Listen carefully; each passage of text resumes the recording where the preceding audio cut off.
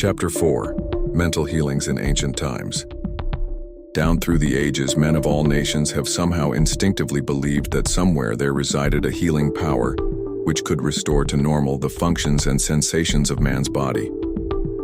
They believed that this strange power could be invoked under certain conditions and that the alleviation of human suffering would follow. The history of all nations presents testimony in support of this belief. In the early history of the world, the power of secretly influencing men for good or evil, including the healing of the sick, was said to be possessed by the priests and holy men of all nations. Healing of the sick was supposed to be a power derived directly by them from God, and the procedures and processes of healing varied throughout the world. The healing processes took the form of supplications to God attended by various ceremonies, such as the laying on of hands, incantations, the application of amulets, talismans, rings, relics, and images. For example, in the religions of antiquity, priests in the ancient temples gave drugs to the patient and practiced hypnotic suggestions prior to the patient's sleep, telling him that the gods would visit him in his sleep and heal him. Many healings followed. Obviously, all this was the work of potent suggestions to the subconscious mind. After the performance of certain mysterious rites, the devotees of Hecate would see the goddess during sleep, provided that before going to sleep they had prayed to her according to weird and fantastic instructions. They were told to mix lizards with resin, frankincense, and myrrh, and pound all this together in the open air under the crescent moon. Healings were reported in many cases following this grotesque procedure. It is obvious that these strange procedures, as mentioned in the illustrations given, favored suggestion and acceptance by the subconscious mind of these people by making a powerful appeal to their imagination. Actually, in all these healings, the subconscious mind of the subject was the healer. In all ages, unofficial healers have obtained remarkable results in cases where authorized medical skill has failed. This gives cause for thought. How do these healers in all parts of the world affect their cures? The answer to all these healings is due to the blind belief of the sick person, which released the healing power resident in his subconscious mind. Many of the remedies and methods employed were rather strange and fantastic, which fired the imagination of the patients, causing an aroused emotional state.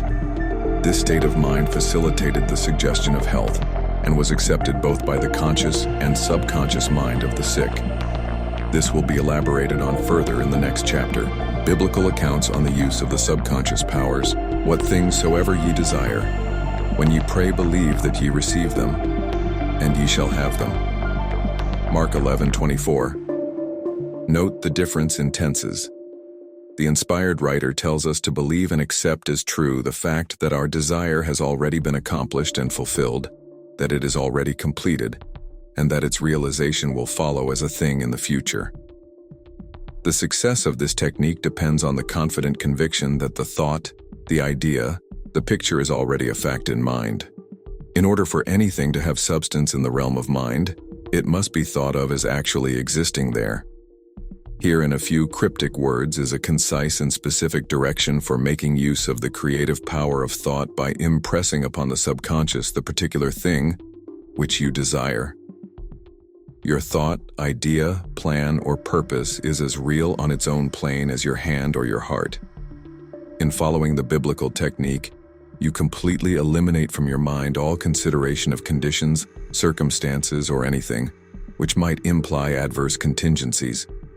You are planting a seed, concept, in the mind, which, if you leave it undisturbed, will infallibly germinate into external fruition.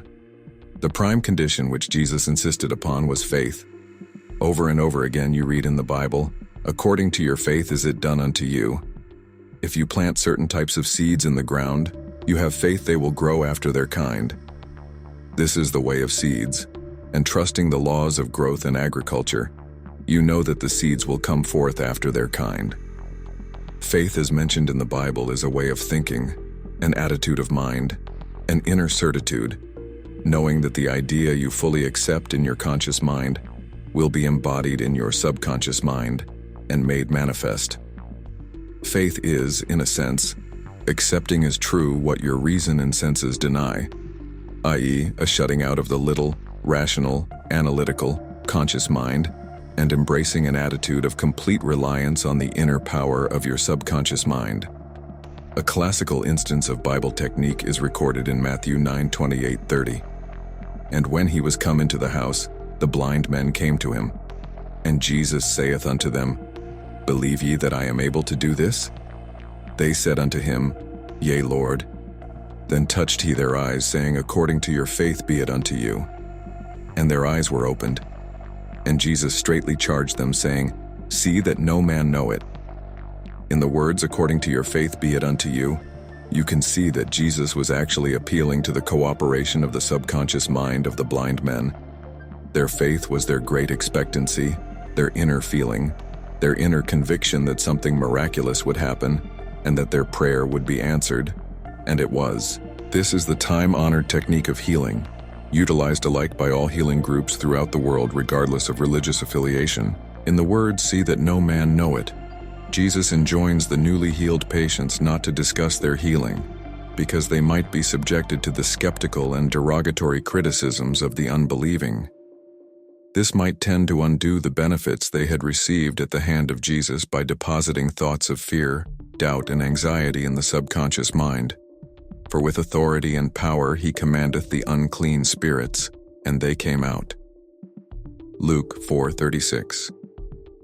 When the sick came to Jesus to be healed, they were healed by their faith together with his faith and understanding of the healing power of the subconscious mind. Whatever he decreed, he felt inwardly to be true.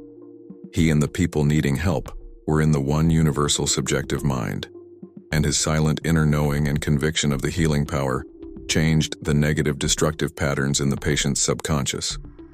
The resultant healings were the automatic response to the internal mental change. His command was his appeal to the subconscious mind of the patients, plus his awareness, feeling, and absolute trust in the response of the subconscious mind to the words which he spoke with authority. Miracles at various shrines throughout the world.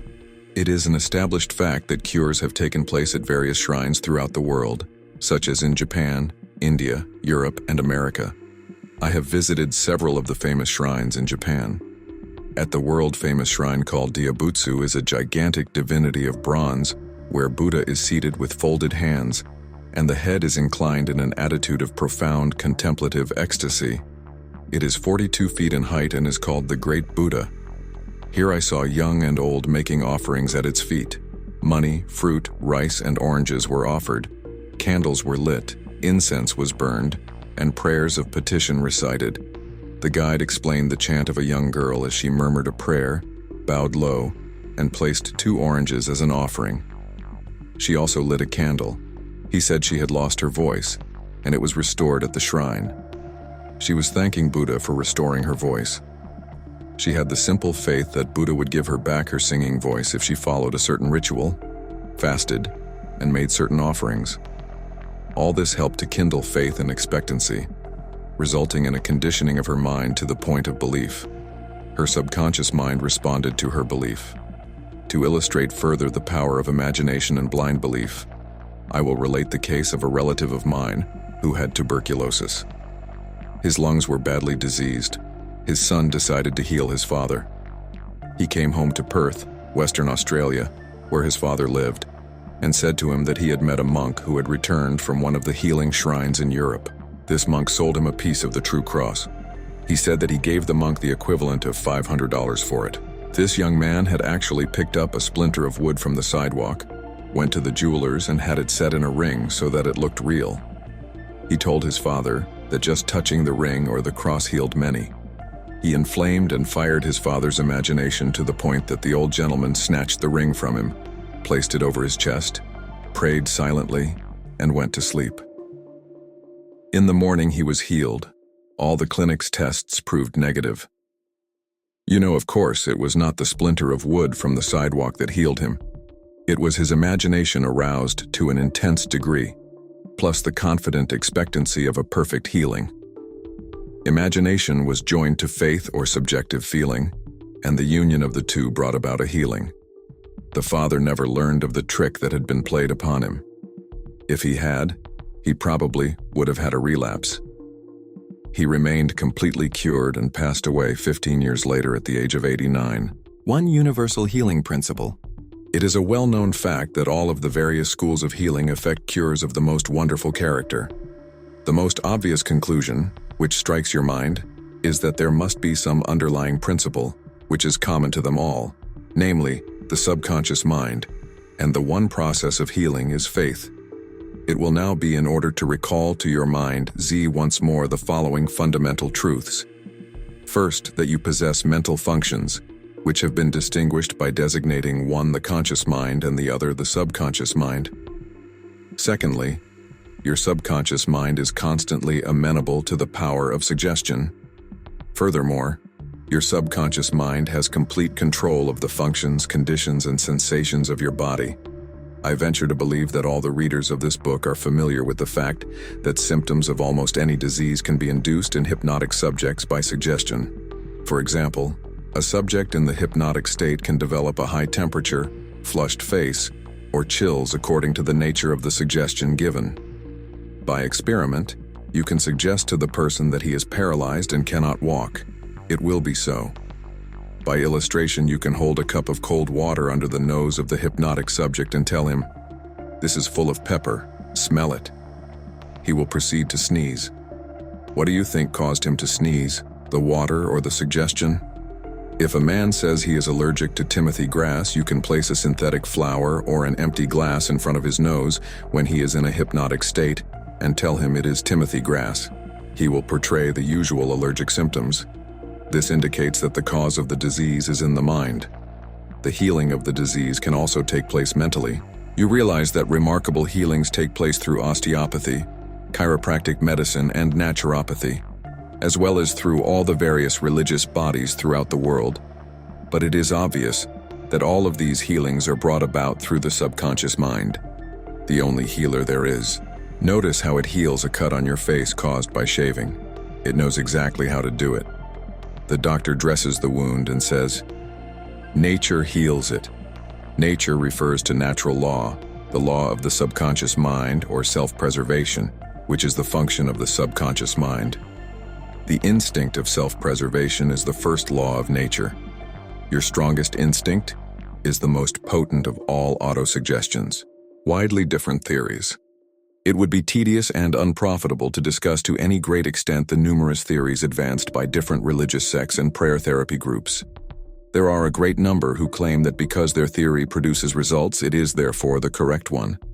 This, as explained in this chapter, cannot be true. You are aware that there are all types of healing. Franz Anton Mesmer, an Austrian physician, 1734–1815, who practiced in Paris, discovered that by applying magnets to the diseased body, he could cure that disease miraculously. He also performed cures with various other pieces of glass and metals. He discontinued this form of healing and claimed that his cures were due to animal magnetism, theorizing that this substance was projected from the healer to the patient. His method of treating disease from then on was by hypnotism, which was called mesmerism in his day. Other physicians said that all his healings were due to suggestion and nothing else. All of these groups, such as psychiatrists, psychologists, osteopaths, chiropractors, physicians, and all the churches are using the one universal power resident in the subconscious mind. Each may proclaim the healings are due to their theory. The process of all healing is a definite, positive, mental attitude, an inner attitude, or a way of thinking called faith. Healing is due to a confident expectancy, which acts as a powerful suggestion to the subconscious mind, releasing its healing potency. One man does not heal by a different power than another. It is true he may have his own theory or method. There is only one process of healing, and that is faith. There is only one healing power, namely your subconscious mind. Select the theory and method you prefer. You can rest assured, if you have faith, you shall get results. Views of Paracelsus. Philippus Paracelsus, a famous Swiss alchemist and physician, who lived from 1493 to 1541, was a great healer in his day. He stated what is now an obvious scientific fact when he uttered these words: "Whether the object of your faith be real or false, you will nevertheless obtain the same effects." Thus, if I believed in St. Peter's statue as I should have believed in St. Peter himself, I shall obtain the same effects that I should have obtained from St. Peter, but that is superstition. Faith, however, produces miracles, and whether it is true or false faith, it will always produce the same wonders. The views of Paracelsus were also entertained in the 16th century by Pietro Pomponazzi, an Italian philosopher and contemporary of Paracelsus, who said, "We can easily conceive the marvelous effects which confidence and imagination can produce, particularly when both qualities are reciprocated between the subjects and the person who influences them. The cures attributed to the influence of certain relics are the effect of their imagination and confidence. Quacks and philosophers know that if the bones of any skeleton were put in place of the saint's bones, the sick would nonetheless experience beneficial effects if they believed that they were veritable relics. Then, if you believe in the bones of saints to heal, or if you believe in the healing power of certain waters, you will get results because of the powerful suggestion given to your subconscious mind. It is the latter that does the healing." Bernheiden's experiments. Hippolyte Bernheim, professor of medicine at Nancy, France, 1910-1919, was the expounder of the fact that the suggestion of the physician to the patient was exerted through the subconscious mind. Bernheim, in his Suggestive Therapeutics, page 197, tells a story of a man with paralysis of the tongue which had yielded to no form of treatment. His doctor told the patient that he had a new instrument with which he promised to heal him. He introduced a pocket thermometer into the patient's mouth. The patient imagined it to be the instrument which was to save him. In a few moments he cried out joyfully that he could once more move his tongue freely. Among our cases, continues Bernheim, facts of the same sort will be found. A young girl came into my office having suffered from complete loss of speech for nearly 4 weeks. After making sure of the diagnosis, I told my students that loss of speech sometimes yielded instantly to electricity, which might act simply by its suggestive influence. I sent for the induction apparatus. I applied my hand over the larynx and moved a little, and said, "Now you can speak aloud." In an instant I made her saw A, then B, then Maria. She continued to speak distinctly. The loss of voice had disappeared. Here Bernheim is showing the power of faith and expectancy on the part of the patient, which acts as a powerful suggestion to the subconscious mind. Producing a blister by suggestion. Bernheim states that he produced a blister on the back of a patient's neck by applying a postage stamp and suggesting to the patient that it was a fly plaster. Healing points in review. 1. Remind yourself frequently that the healing power is in your own subconscious mind. 2. Know that faith is like a seed planted in the ground. It grows after its kind. Plant the idea, seed, in your mind, water, and fertilize it with expectancy, and it will manifest. 3. The idea you have for a book, new invention, or play is real in your mind. This is why you can believe you have it now.